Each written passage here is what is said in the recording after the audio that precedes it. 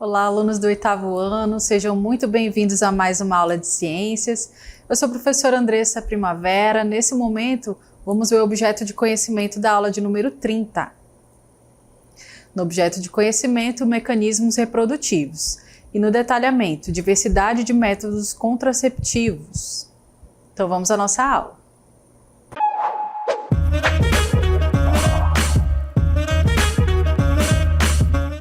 Muito bem, para iniciar a nossa aula, eu quero te contar um pouquinho sobre a história dos anticoncepcionais.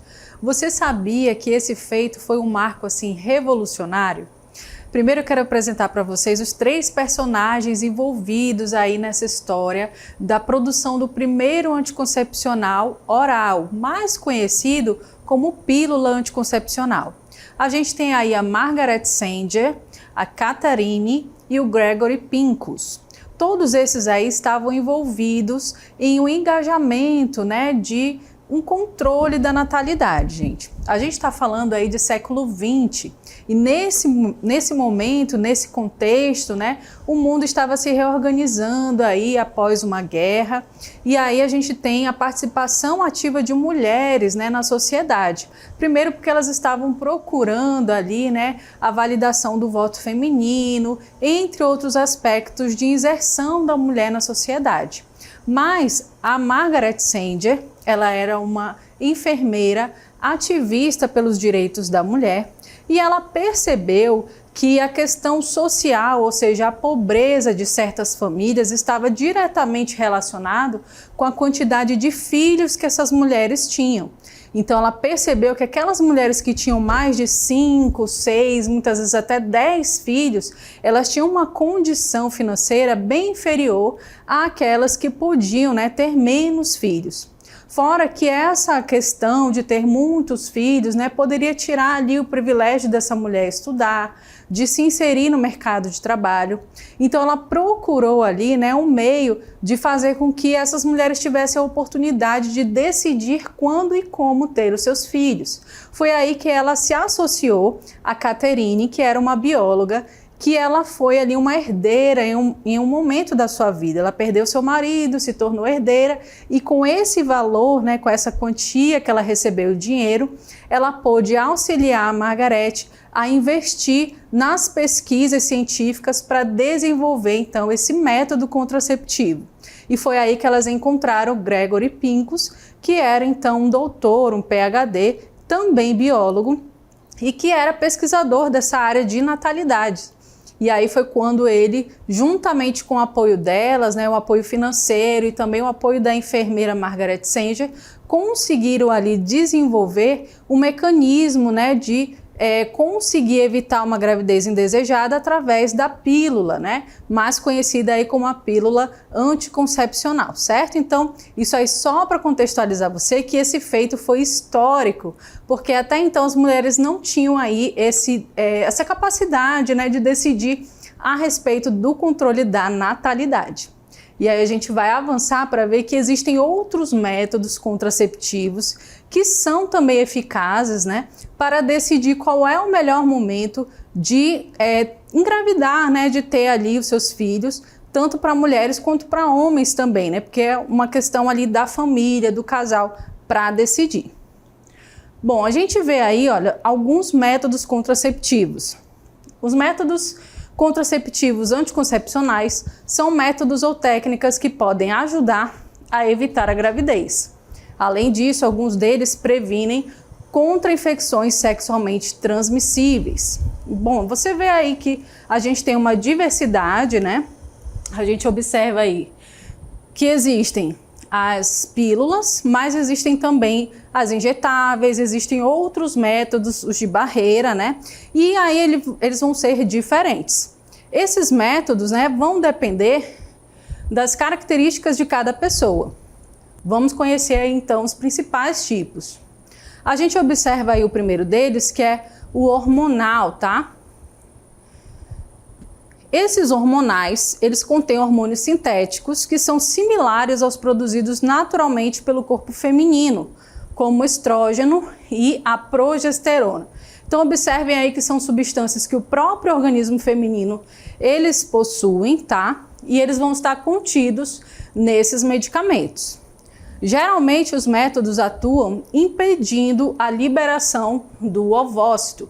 Então você sabe que para que a mulher possa engravidar é necessário que ela faça a liberação desse ovócito no período fértil. E esses medicamentos, eles vão impedir essa liberação por um determinado período. Então, como você vê, existem opções como as pílulas e outras como os anticoncepcionais hormonais que são injetáveis. E aí a gente tem adesivos, implantes subcutâneos. Esses métodos, se utilizados corretamente, eles têm aí entre 95% a 99% de eficácia. No entanto, este método não previne contra ISTs. Então é importante a gente lembrar aí que não temos apenas a pílula anticoncepcional. Atualmente a gente tem outros métodos, outras formas de prevenir uma gravidez indesejada com o uso de hormônios, né, sintéticos, que podem ser aí através de injetáveis, podem ser através de adesivos subcutâneos. Então existe aí uma infinidade, né, de opções para a mulher que deseja então prevenir essa gravidez. E aí a gente vai avançando para ver que as pílulas, elas geralmente vêm em cartelas com 21 comprimidos, os quais devem ser ingeridos um por dia, de preferência no mesmo horário, tá? Então, após os 21 dias, suspende-se a ingestão por 7 dias, que é o período que deve ocorrer ali a menstruação. E após os 7 dias, deve-se retomar o uso de uma nova cartela. Então, observe aí que essas cartelas, gente, elas vêm com esses 21 comprimidos, tá? Então você toma esses comprimidos durante todo o ciclo, todo mês, todo dia vai tomar um comprimido, né? E aí após esses 21 comprimidos, você vai deixar de tomar durante 7 dias, porque é quando deve ocorrer a menstruação, tá certo? Então aquele óvulo que deveria ser liberado e possivelmente fecundado, ele vai ser destruído e vai vir ali a menstruação, certo? Bom, a gente vai falar também de outros métodos, tá, que não são hormonais. A gente vai ver que existem métodos de barreira, existem métodos, né, que são ali possíveis de a mulher utilizar sem ser o dispositivo hormonal, tá certo? A gente vai ver agora o dispositivo intrauterino, mais conhecido como DIU. Então o DIU ele é uma pequena estrutura, geralmente ali de cobre ou de plástico, introduzido no interior do útero por um médico ginecologista. Então o DIU, gente, é esse pequeno objeto, tá? Ele tem essas duas hastes e ele tem aqui também uma outra haste, certo? Aqui a gente observa, pessoal, o canal vaginal, ok? E aqui a gente observa já o útero. Então, o que que o médico faz? Ele introduz esse objeto dentro do útero feminino. Então, isso não é possível ser realizado fora do ambiente hospitalar, né? Somente o médico está autorizado a fazer essa inserção, tá? E o que que vai ocorrer?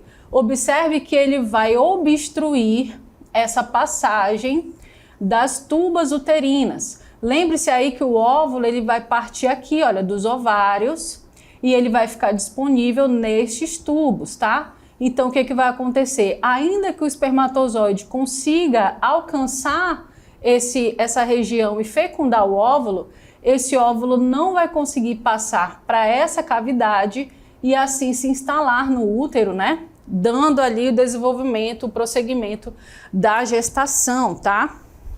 Então a gente observa aí que esse dispositivo, intrauterino, ele funciona dessa forma. E ele também vai liberar hormônios, né, nessa região para impedir, né, que esses espermatozoides consigam se movimentar.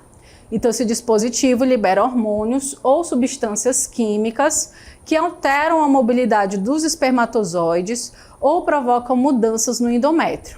Por haver vários tipos de DIU, o médico deve indicar o mais adequado para cada pessoa, certo? Então, não é qualquer pessoa que pode usar, né? Para usar esse dispositivo é necessário procurar um médico, fazer o acompanhamento médico com o ginecologista, né? Para que ele possa decidir junto com a paciente qual o melhor tipo de DIU que essa mulher vai poder utilizar. E a gente tem outro método que também pode ser utilizado, então observe aí. Pois bem, vamos analisar aí o diafragma. O diafragma é uma estrutura de borracha ou de silicone com formato de uma semisfera. Ele é introduzido pela vagina até a entrada do útero, atuando como uma barreira que impede a chegada do sêmen ao útero e, consequentemente, a fecundação do ovócito. Então, observe aí que o diafragma ele já é diferente do outro dispositivo que nós observamos. Observe que a gente tem aqui nessa região o colo do útero, ou seja, a entrada do útero, e o diafragma ele é colocado nessa região, tá? Para impedir que esses espermatozoides tenham acesso à cavidade uterina. Então, eles podem chegar até essa região, mas eles não vão passar dessa barreira que é o diafragma, tá? E o diafragma, ele deve ser colocado no colo do útero antes do ato sexual e retirado de 6 a 8 horas após o ato, tá? Então, ele deve ser colocado ali com cuidado, né? A pessoa que vai utilizar, ela deve entender que antes da relação sexual, né? Ela vai ter colocado já o diafragma e só vai retirar ele após 6 ou 8 horas após esse ato sexual para impedir que o sêmen, né? Que os espermatozoides contidos ali no sêmen, eles possam chegar até o útero, tá? Como ele não impede o contato com fluidos corporais, o diafragma também não protege contra ISTs, ou seja, infecções sexualmente transmissíveis. Então, até o momento, a gente falou aí de algumas formas de evitar uma gravidez indesejada. Então, a gente observou aí que nós temos a pílula anticoncepcional, né, que ela é cheia de hormônios que vão impedir a liberação do ovócito. A gente viu ali alguns dispositivos de barreira, como por exemplo o diafragma. A gente viu o DIU, que é um dispositivo intrauterino, que é colocado dentro do útero da mulher. Então todos esses métodos, eles são sim eficazes para prevenir ou para planejar o momento que a mulher deseja engravidar. No entanto, gente, eles não vão impedir que essa mulher tenha contato com vírus, com bactérias, com micro-organismos que possam causar infecções sexualmente transmissíveis nessa mulher e no homem também, porque a mulher também vai transmitir esses micro-organismos para o homem ou para o seu parceiro sexual, tá certo? Então, qual seria a melhor maneira de prevenir uma gravidez e também prevenir, né, contra essas doenças ou infecções sexualmente transmissíveis? Então, observe aí. Nós temos os dispositivos chamados de barreira, tá? Que nós temos aí a famosa, né, mais conhecida como camisinha, que é chamada de preservativo. Então, os preservativos ou camisinhas, eles são estruturas de látex que atuam como uma barreira, impedindo que o sêmen e outros fluidos corporais entrem em contato com a vagina. Então a gente está vendo aí, gente, é o preservativo masculino, tá certo? Ele é feito aí de látex, né? Tem uma estrutura um pouco flexível e pode ser utilizado, né, como um método ali, um dispositivo de barreira. Como os espermatozoides, eles não são liberados no interior do sistema genital feminino, a fecundação não ocorre. E você já está visualizando aí na imagem o preservativo feminino, tá certo? Então, se no caso aí o parceiro do sexo masculino não quiser utilizar a camisinha masculina, a mulher pode decidir por utilizar a camisinha feminina, tá certo?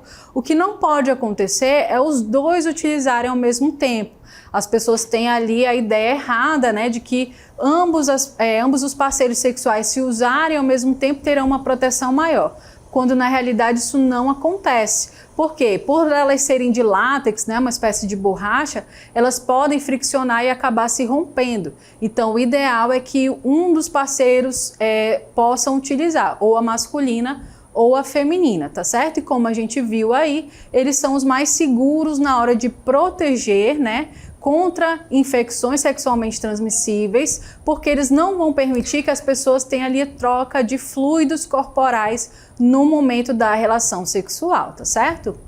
Bom, vamos continuar observando aí que além de prevenir a gravidez, Os preservativos são os únicos métodos contraceptivos que também protegem contra as ISTs, ou seja, as infecções sexualmente transmissíveis.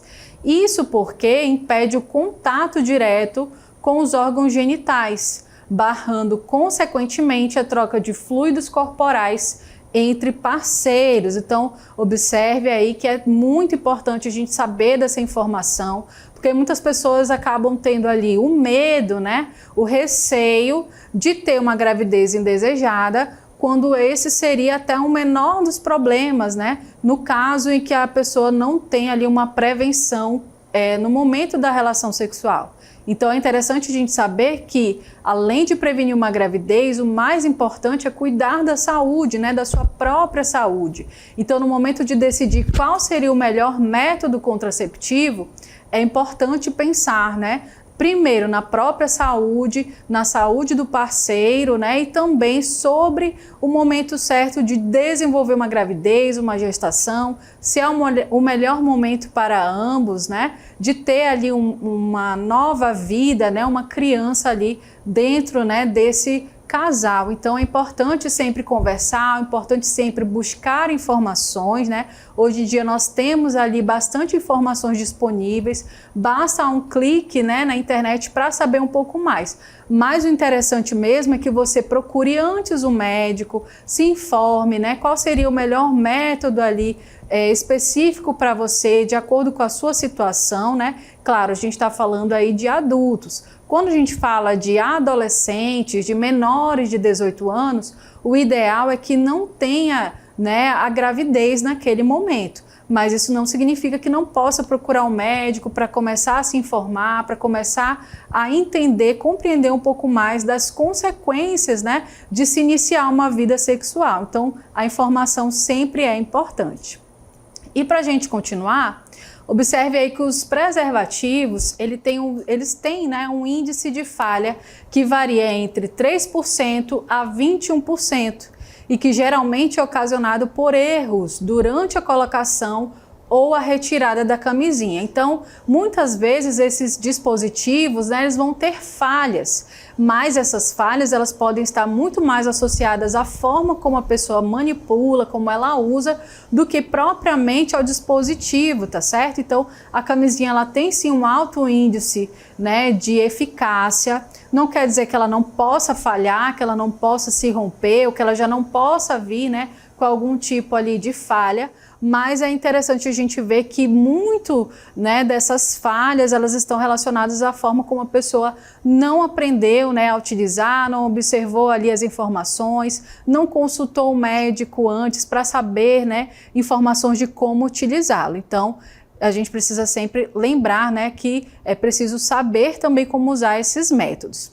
Bom, a gente falou até agora dos métodos, né, hormonais, também dos métodos de barreira, e a gente vai falar daqueles métodos, né, que são cirúrgicos, que podem inclusive ser irreversíveis, tá?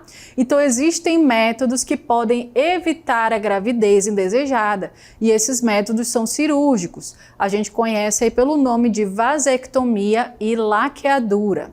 Então, a vasectomia e a laqueadura são métodos contraceptivos cirúrgicos, feitos em indivíduos do sexo masculino e feminino, respectivamente.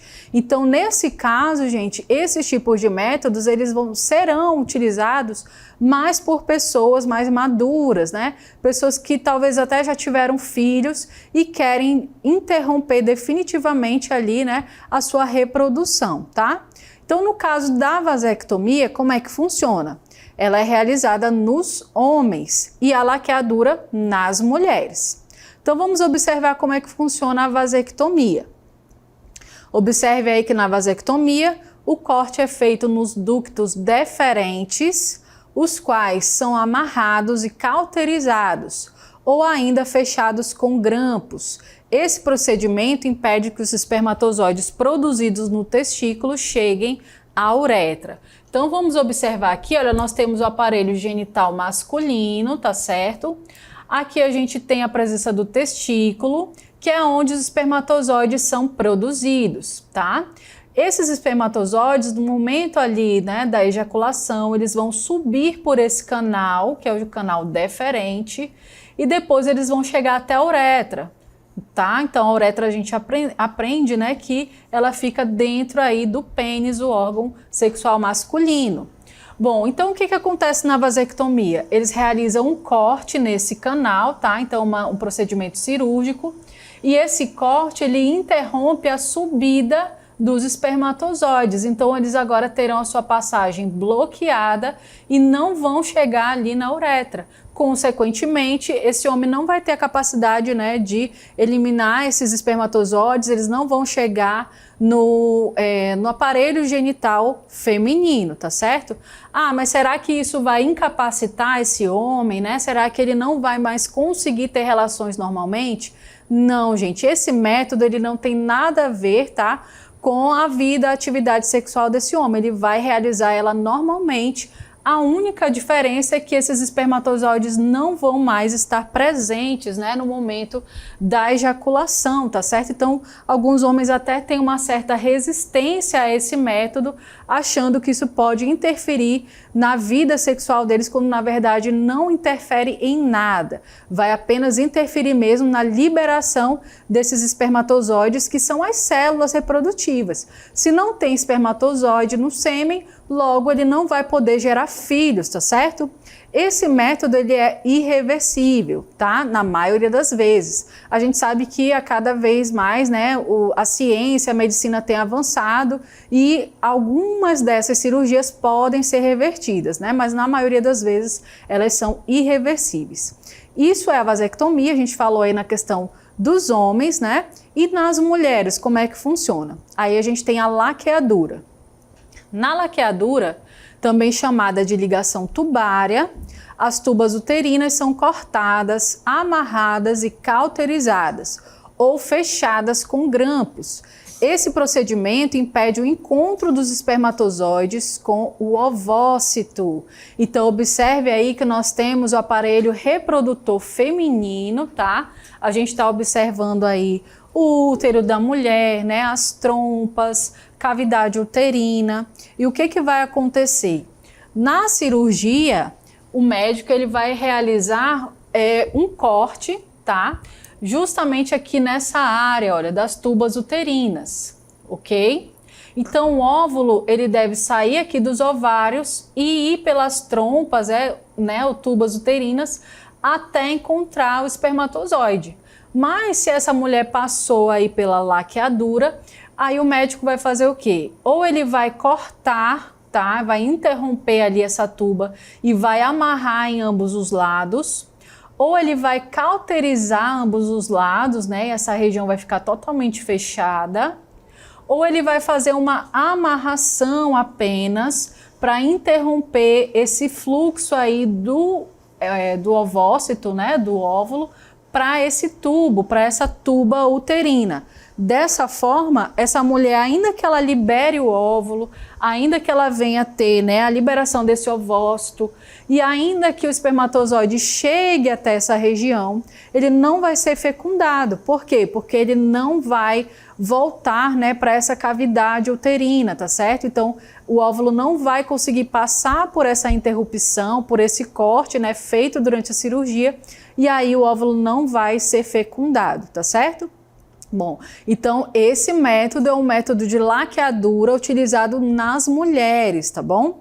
E aí a gente observa o seguinte, de maneira geral, esses métodos eles são considerados irreversíveis, tá?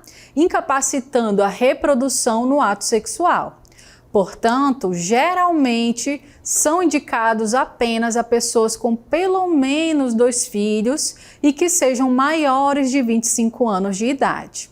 Então, isso é algo que deve ser conversado entre os parceiros, né?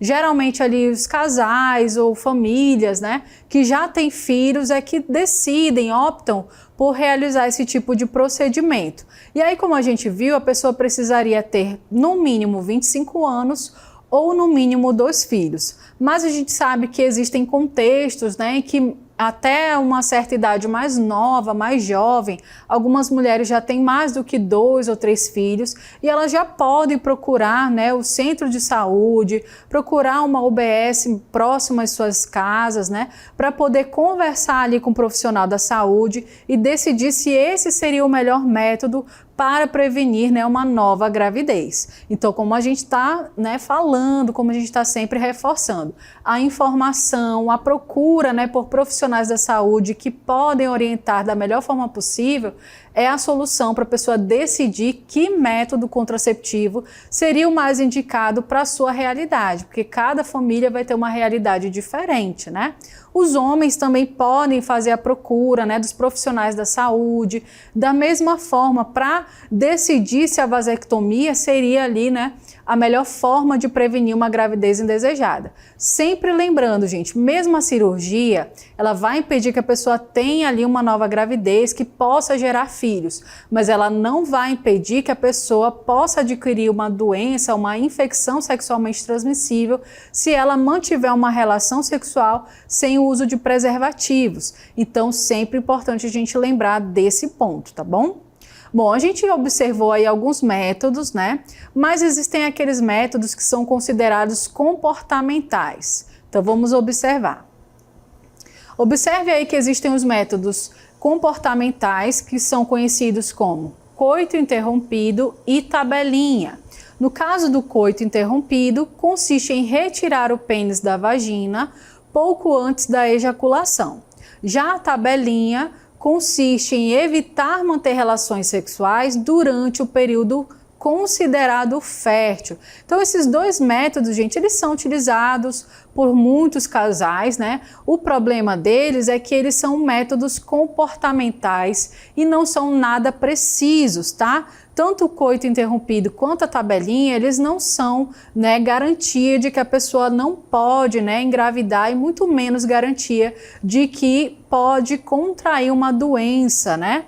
Por isso aí, olha, que ambos os métodos são comportamentais e ineficientes em contracepção e na prevenção de infecções sexualmente transmissíveis, tá certo? Então, é importante a gente deixar aí essa informação bastante reforçada. E o que seria esse período fértil, afinal de contas, né? A gente vai ver aí que a ovulação, ela é um fenômeno que dura 24 horas e que consiste na expulsão do ovócito pelo ovário. O 14º dia de um ciclo menstrual normal, de aproximadamente 28 dias, é o dia de maior fertilidade dessa mulher. Então, observe aí nessa imagem que nós temos o ciclo menstrual ilustrado, certo? E quando que começa esse ciclo menstrual? Começa lá no primeiro dia, tá? Então, o primeiro dia do ciclo tá aqui, olha, é o primeiro dia da menstruação. Essa menstruação vai durar em média aí 7 dias. Então, essa mulher vai passar esses 7 dias, né, menstruando. E aí depois ela entra numa fase proliferativa, que é a fase em que o óvulo está sendo preparado para ser liberado. E aí isso vai acontecer por volta do 14º dia desse ciclo, tá? Só que é importante a gente lembrar que se essa mulher mantiver uma relação sexual um dia antes ou pelo menos um dia depois a esse período da ovulação, ela ainda pode engravidar, porque os espermatozoides eles permanecem vivos por até 72 horas, gente. Então, não é um método muito correto de se utilizar a tabelinha, porque ela se baseia somente nessa informação aí do dia fértil, tá? Ou do período fértil. Fora que muitas mulheres têm o período fértil, aliás, o ciclo menstrual de 28 dias, mas nem todas têm esse ciclo e o organismo ele pode estar suscetível a variações. Então pode ser que esse dia também possa variar e com isso, né, esse dia aí da ovulação ele pode atrasar ou antecipar. Então por isso que é muito importante a gente não se basear nesses métodos comportamentais, certo? Bom, a gente aprendeu bastante sobre os métodos contraceptivos. Eu espero que você tenha ficado atento a todas essas informações e a gente fica por aqui.